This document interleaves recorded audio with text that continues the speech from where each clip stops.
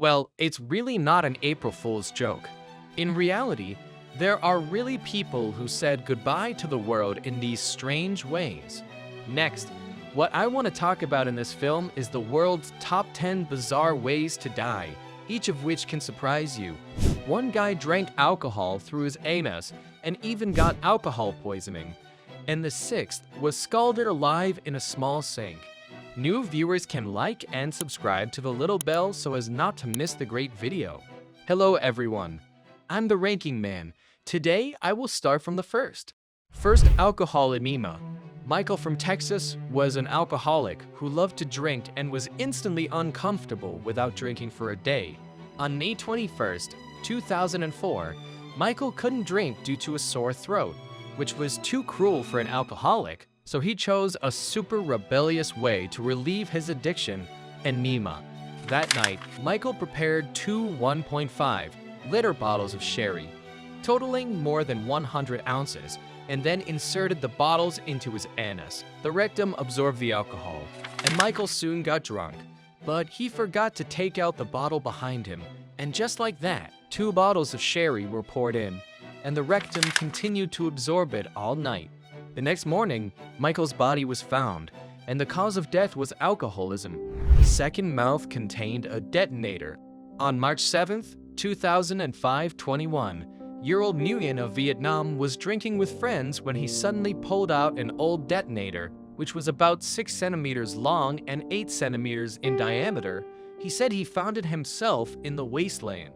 Nguyen thought the detonator was old and rusty, so he speculated that it couldn't explode. But his friend found it dangerous, and the two had a disagreement. To prove himself right, Nguyen took the detonator into his mouth and asked his friend to electrify the 2 wires that the detonator was exposed. The friend did so, and almost instantly, the detonator exploded in Nguyen's mouth. He didn't even have time to reflect on his mistake, and his head exploded into pieces. Third, hapless robber. In the 90s, a thug broke into the home of an American World War II veteran and stole an automatic pistol that the veteran had treasured for half a century. Immediately afterward, the thug went to rob the convenience store with a pistol. In order to kill the person, the thug pulled the trigger on the clerk, but unexpectedly, the gun did not go off. The thug immediately thought that the gun was broken because it was too old, so he turned the muzzle of the gun to face him, squinted his eyes, and leaned over to the muzzle to check. Unexpectedly, in the next second, a half-inch bullet shot directly through his brain at a speed of 900 feet per second. It turned out that this pistol was very special. If it was not stored properly, there would be a delay in ignition, and it was that delay of a second or two that made the thug make a decision that he didn't have time to regret at all. I can only say, be a good man in the next life. Fourth, drinking gasoline. On February 27, 2012, Gary Allen Banning, 43, of North Carolina, came to a friend's house. He discovered a cruet in his friend's kitchen with a mysterious liquid.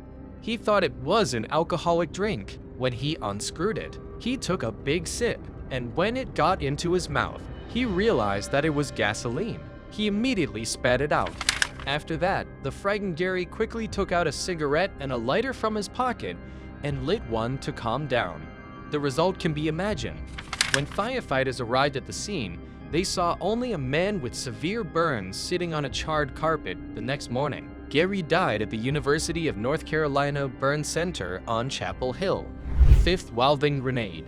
On January 13, 2005, 55-year-old Marco from Croatia was about to clean his home, but halfway through the cleaning, he found that the chimney was too high to be cleaned. So, on a whim, he planned to make a tool to clean the chimney, that is, tying a broom to a chain and then using a weight to drop the broom into the chimney. But what could he use as a weight? Marco searched and found a heavy metal sphere. He happily took out the welding tools and wanted to weld the metal ball and chain together. But he ignored the fact that this was not an ordinary metal ball at all, but a grenade full of explosive materials inside. The next second, the grenade exploded. The force of the explosion killed Marco on the spot. and the flying shrapnel even shattered the windshield of a Mercedes parked outside. 6th, drowning in the sink. On May 26, 2004, the caretaker of an apartment in Wolfsburg, Austria, was surprised to find a strangely shaped corpse. The upper body of the corpse reached into the sliding window on the first floor of the apartment, and the legs were exposed outside. When the police entered the apartment, they found that the head of the deceased was actually soaked in a sink filled with hot water next to the window. The truth is shocking. It turned out that the deceased was the owner of the apartment. When he came home from drinking and taking drugs all night, he felt too tired to walk through the front door, so he simply took a shortcut and climbed the window. But he was halfway up and stuck in the window.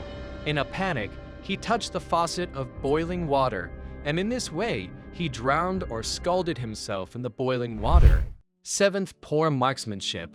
On the 7th of March 2002, Gerald, from Colorado, was stopped by police for driving violations. It is worth mentioning that Gerald was driving a car that was not his own. He had just stolen it, and he was still a criminal on parole. If he was caught stealing a car, he would be thrown into jail for violating the parole rules. In order to escape imprisonment, he had to abandon the car and run away. He fled. The police chased. He couldn't fly away. Gerald could only take the risk. He took out a 9mm caliber Luger semi-automatic pistol in his pocket and fired behind him, trying to stop the police behind him. But in the panic, Gerald's hand was deflected and the bullet hit his own head suddenly. This drama of the police and bandit chase came to an abrupt end. 8th, mystery of drowning. In August 1985, Jerome Moody attended a lifeguard party hosted by the New Orleans Entertainment Department, attended by 200 lifeguards. Everyone gathered by the pool to sing and dance in celebration of New Orleans' first summer when no one drowned. At the party site, in order to prevent someone from accidentally falling into the water, there were also 4 lifeguards on duty. However, in this environment, Jerome still fell into the pool at some point, and it was not until the end of the party that Moody's body was found, when the 4 lifeguards on duty cleaned the pool. He was also the first person to drown under the eyes of 200 lifeguards to this day, a record that no one will be able to break in the future. 9th, fatal envelope. In 2000, Kai Ronnerjet made a letter with a bomb in it, and he wanted to send it to a random hapless bastard. It seemed treacherous, but Kai himself was a brainless man, and he didn't fill the letter with enough stamps. Eventually, the letter was returned to his address by the post office.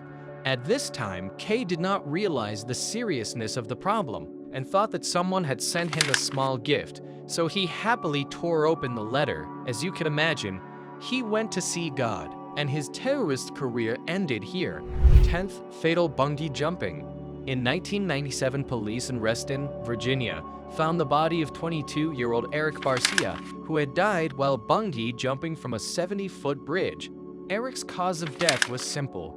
In order to escape the bungee ticket, he did it by himself, tying several bungee ropes together to use as bungee tools. Immediately afterward, he tied the ends of the bungee rope to himself and the bridge, and jumped off. To be on the safe side, he also measured the height of the bridge to 70 feet and confirmed that the bungee cord was less than 70 feet so as not to hit the ground after jumping.